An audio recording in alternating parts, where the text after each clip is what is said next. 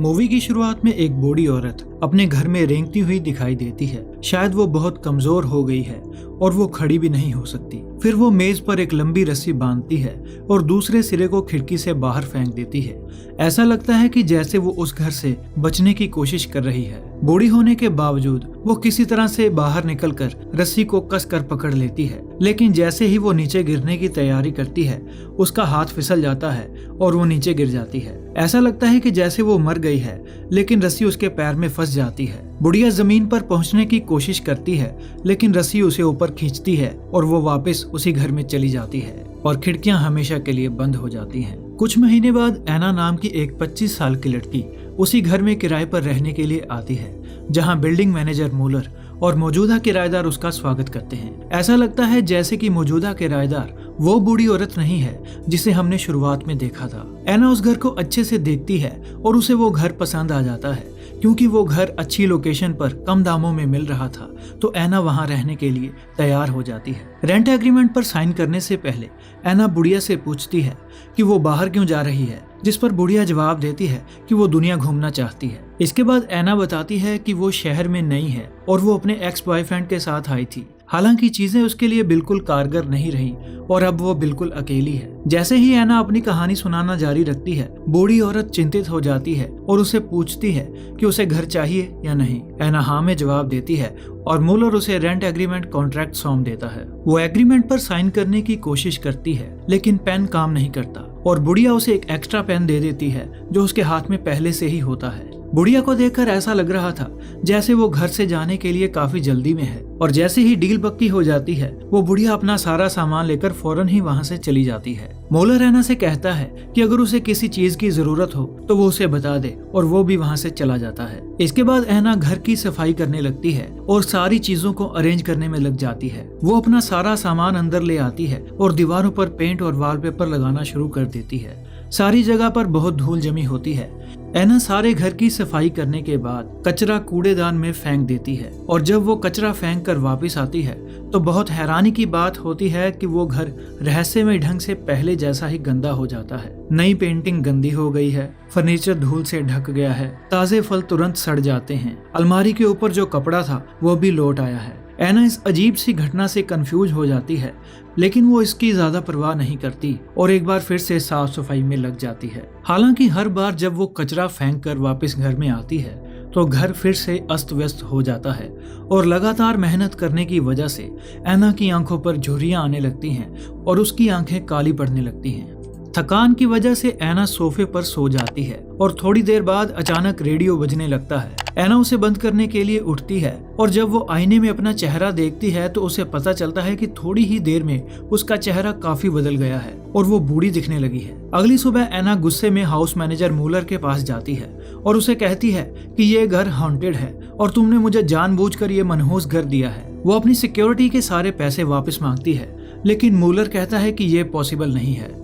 Müller उसके सामने rent agreement रखता है और कहता है कि वो घर तब तक खाली नहीं कर सकती जब तक कोई नया किराएदार नहीं आ जाता, और कॉन्ट्रैक्ट में ये सारी शर्तें इतनी बारीक लिखी होती हैं कि उसे सिर्फ लेंस लगाकर ही पढ़ा जा सकता था। एना काफी गुस्सा हो जाती है और वो पुलिस कंप्लेंट करने की धमकी देती है, लेकिन पुलिस की धमकी का मूलर पर कोई असर नहीं होता और वो एना को एग्रीमेंट के मुताबिक अपने कमरे में जाने की सलाह देता है, लेकिन एना बाहर चली जाती है। वो मेडिकल रिपोर्ट लेने के लिए सीधा क्लिनिक जाती है ताकि वो मूलर के खिलाफ पुलिस केस कर सके, लेकिन इस बात पर काफी हैरानी होती है कि डॉक्टर एना से कहती है 25 साल की महिला के चेहरे पर इतनी झुर्रियां आ ही जाती हैं और उसके बालों का सफेद होना भी आम बात है, और वो उसे कोई मेडिकल सर्टिफिकेट नहीं देती। एना गुस्से से चिल्लाने लगती है और कहती है कि उसे अपना बॉडी टेस्ट करवाने का पूरा अधिकार है। वो अपनी आईडी निकालती है, लेकिन उसकी आईडी की सारी डिटेल्स अपने आप ही मिट जाती हैं। थोड़ी देर बाद वो रात बिताने के लिए एक होटल में जाती है। रिसेप्शनिस्ट एना से उसकी आईडी मांगता है,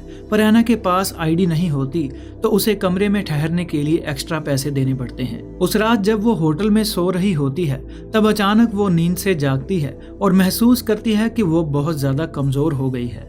जब वो अपना चेहरा आईने में देखती है तो उसे पता चलता है कि वो एक 80 साल की महिला जितनी बूढ़ी हो चुकी है। एना धीरे धीरे वॉशरूम में जाती है और जब वो खांसती है तो उसके दांत गिरने लगते हैं। अगले दिन वो उस मनहूस घर में वापस आ जाती है और मूलर से मिलती है। मूलर उसकी हालत देखकर बिल्कुल भी हैरान नहीं होता और उससे कहता है कि मैंने तो पहले ही कहा था घर से बाहर मत निकलो। यहाँ हमें एक और बात पता चलती है कि जब कोई एग्रीमेंट पर साइन करने के बाद उस घर से बाहर चला जाता है तो उसकी उम्र बहुत तेजी से बढ़ने लगती है जब तक कि वो मर नहीं जाता। मूलर कहता है कि वो घर अकेला रहना पसंद नहीं करता और यही कारण है कि वहाँ पर एक किराएदार होना ही चाहिए। उसकी ये बात सुनकर हमें पता चलता है कि वो घर जिंदा होता है। बातचीत के बाद एना अपने कमरे में चली जाती है और थोड़ी देर बाद मूलर को अचानक पता चलता है कि उसकी माचिस की डिब्बी गायब है। वो एना के कमरे में जाता है लेकिन दरवाजा बंद होता है। एना पूरे कमरे में विस्की छिड़क कर पूरे घर को जलाने की कोशिश करती है, लेकिन जितनी बार भी वो आग लगाने की कोशिश करती है घर में आग नहीं लगती। बार बार कोशिश करते रहने की वजह से वो घर एना से नाराज हो जाता है और उसका दम घोट देता है। एना सांस लेने के लिए तड़पने लगती है और जमीन पर गिर जाती है। मूलर दरवाजा तोड़कर अंदर आ जाता है और एना के मुंह से कपड़े का टुकड़ा हटा देता है और एना की जान बच जाती है। ये वही कपड़ा होता है जो हमेशा शेल्फ के ऊपर पड़ा रहता था। फिर मूलर एना को शराब पिलाता है और घर के बारे में बात करना शुरू कर देता है। वो बताता है कि घर 1 दशक से भी अधिक समय से अस्तित्व में है और हर समय इसके अंदर एक किराएदार रहा है। फिर वो एक तस्वीर दिखाता है और कहता है कि स्कूल की कुछ लड़कियां यहाँ रहने के लिए आई थीं और कुछ ही समय में वो सारी अचानक से बूढ़ी हो गईं। इस घटना के बाद ये घर सुर्खियों में रहने लगा। एक मंत्री ने इस हॉन्टेड घर को खत्म करने की कोशिश भी की, लेकिन काम शुरू होने से पहले ही वो मंत्री रहस्यमय तरीके से मर गया था। इसका मतलब यह था कि वो घर किसी और की दखल अंदाजी नहीं चाहता था। सरकार ने भी इन सब बातों को गुप्त रखा और धीरे धीरे इसकी परवाह करना बंद कर दिया और यही कारण है कि पुलिस भी इस घर के खिलाफ कोई कार्रवाई नहीं करती, क्योंकि ऐसी अफवाह है कि जो भी इसके खिलाफ जाएगा वो मारा जाएगा। मूलर को यहाँ का मैनेजर बनाया गया है और उसे इस घर का ध्यान रखने के लिए कहा गया है ताकि वो घर अकेला ना हो जाए। इसलिए मूलर अलग अलग लोगों को किराए पर रहने के लिए घर देता है और उनसे कॉन्ट्रैक्ट पर साइन भी करवाता है। वो इस काम को पसंद नहीं करता, लेकिन उसे करना पड़ता है। जाने से पहले मूलर बूढ़ी एना को एक किराएदार खोजने का सुझाव देता है, क्योंकि बस यही एक तरीका है जिससे एना उस मनहूस घर से बच सकती है। शाम को एना तैयार होकर अपने एक्स बॉयफ्रेंड डैनियल से मदद मांगने के लिए उसके पास जाती है, पर डैनियल एना को पहचान नहीं पाता। एना अपनी पहचान बताने की कोशिश करती है, लेकिन डैनियल को लगता है कि वो एना नहीं बल्कि एना की दादी है। उसी समय उसकी नई गर्लफ्रेंड उसे लेने के लिए कार में पहुंचती है। यहाँ हमें पता चलता है कि वो दोनों एक घर की तलाश कर रहे होते हैं। एना के पास उन्हें अपना घर ऑफर करने के लिए पूरा मौका होता है। अपनी जान बचाने के लिए इससे बेहतर मौका और कोई नहीं हो सकता, लेकिन वो एक शब्द भी नहीं कहती और उन्हें वहां से जाने देती है। बाद में उसी रात जब एना सो रही होती है, रेडियो फिर से बजना शुरू हो जाता है और कुछ चीजें अपने आप हिलने लगती हैं और ये पता चलता है कि वो घर एना के लिए प्यारा सा खाना तैयार करके उससे दोस्ती करने की कोशिश कर रहा है। जब एना उठती है तो उसे अपने सोफे के ठीक बगल में खाना मिलता है, लेकिन वो उसे खाने के बजाय उसे फेंक देती है। हालांकि जब उसे पता चलता है कि घर ने उसके लिए चाय भी बनाई है तो उसने कुछ कोशिश करने का फैसला किया। एना धीरे धीरे चाय को एक कप में डालती है और एक घूंट लेती है। एना को वो चाय अच्छी लगती है। इसके बाद वो फेंके गए खाने में से एक बिस्किट उठाकर खाती है और वो भी उसे अच्छा लगता है। खाना पकाने के लिए एना बहुत कमजोर हो चुकी है। अब वो सिर्फ वही खाना खाती है जो घर अपने आप बनाकर उसे देता है। अगले कुछ दिनों में एना बेहद कमजोर हो जाती है और उसे चलने के लिए छड़ी की जरूरत होती है। उसे देखकर ऐसा लगता है कि जैसे उसकी उम्र 100 साल से भी ज्यादा हो चुकी है। उसको अपनी कलाई में कुछ हिलता हुआ दिखाई देता है और वो अपनी स्किन को खींचती है और उसकी स्किन किसी कागज की तरह बड़े आराम से उतर जाती है। लेकिन हैरानी वाली बात तो ये होती है कि उसकी कलाई के अंदर हड्डियां, मांस और खून नहीं होता, सिर्फ धागे होते हैं जो उसके शरीर को काम करने में मदद कर रहे होते हैं। एना समझ जाती है कि उसकी सारी ताकत को वो घर अपनी खुराक के तौर पर इस्तेमाल कर रहा है। इसी वजह से वो बहुत ज्यादा कमजोर हो चुकी है और जल्दी ही वो मरने वाली है। इसलिए वो मूलर को अपने पास बुलाती है, लेकिन एना की जान तभी बचाई जा सकती है जब उस घर में कोई किराएदार रहने के लिए आए। अगले सीन में हम देखते हैं कि मूलर एक कपल को वो घर दिखाने के लिए लाता है। वो कपल कोई और नहीं बल्कि एना का एक्स बॉयफ्रेंड डैनियल और उसकी नई गर्लफ्रेंड होते हैं। हमेशा की तरह सस्ता किराया, ठीक ठाक फर्नीचर और आसपास की अच्छी लोकेशन उनको भी पसंद आती है और उन्हें ये बात भी अच्छी लगती है कि उस घर के आसपास कोई रहता नहीं और वो वहाँ शांति से रह सकते हैं। डैनियल अपनी गर्लफ्रेंड के साथ वहाँ रहने के लिए तैयार हो जाता है। मुलर खुशी खुशी उन्हें रेंट एग्रीमेंट सौंप देता है और डैनियल कागज पर कलम चलाने के लिए तैयार हो जाता है। एना पास खड़ी होकर सब कुछ देख रही होती है।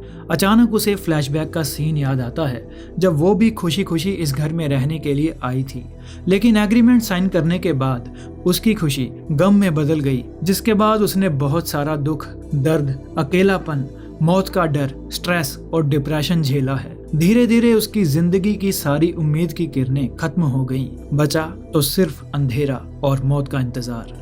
और ये सारा कुछ इस मनहूस घर की वजह से ही हुआ है। इससे पहले कि डैनियल भी अपनी मौत के फरमान पर साइन कर पाता, एना उसके हाथ पर गर्म चाय डालती है और उसे दूर भगा देती है। एना उन दोनों को घर से बाहर निकाल देती है और कहती है कि दोबारा यहाँ कभी मत आना। बुढ़िया की इस हरकत से डैनियल और उसके गर्लफ्रेंड हैरान हो जाते हैं और वो बिना कुछ कहे वहाँ से चले जाते हैं। एना इस घर से बाहर निकलने का आखिरी मौका खो देती है। वो अपने एक्स बॉयफ्रेंड को फंसा सकती थी और अपने जीवन के आखिरी कुछ दिन शांति से जी सकती थी, लेकिन उसने ऐसा नहीं किया। एना और वहाँ रहने वाले लोगों के साथ बहुत गलत हुआ है।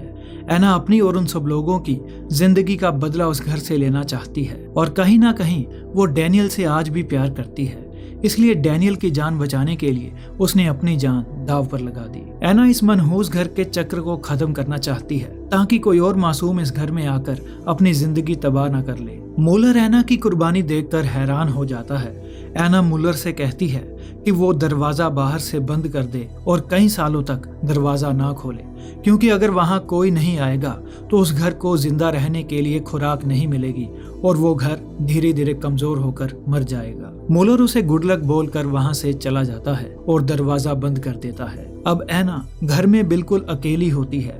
कोई भी उससे मिलने नहीं आ रहा है। ना तो उसके पास वहाँ से भाग जाने की ताकत है और ना ही उसके शरीर में ज्यादा जान बची है। वो खिड़की के पास जाती है और एक आखिरी बार हवा को महसूस करती है, जिससे वो स्ट्रेस फ्री और शांत हो जाती है। पिछले कुछ हफ्तों से उसने जिस डर और चिंताओं का सामना किया था वो अब दूर हो गए हैं और आखिरकार एना ने अपनी किस्मत को स्वीकार कर लिया है और वो मरने के लिए तैयार हो जाती है। वो उस घर से कहती है बी जेंटल, ताकि उसे मरने में ज्यादा तकलीफ ना हो, और फिर वो सोफे पर बैठ जाती है और वही उसकी आखिरी जगह होगी।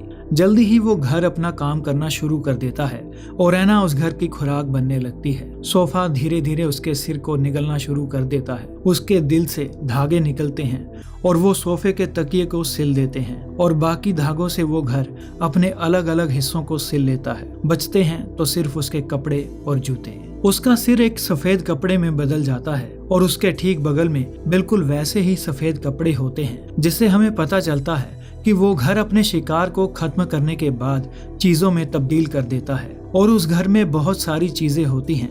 न जाने उस घर ने आज तक कितनी मासूम जिंदगियों को तबाह किया है। एना की कुर्बानी के बाद हम सिर्फ ये मान सकते हैं कि वो घर जल्दी ही कमजोर होकर मर जाएगा। ऐसी ही और मजेदार वीडियोस देखने के लिए हमारे चैनल को सब्सक्राइब करें, वीडियो को लाइक करें और कमेंट्स में अपने व्यूज जरूर बताएं।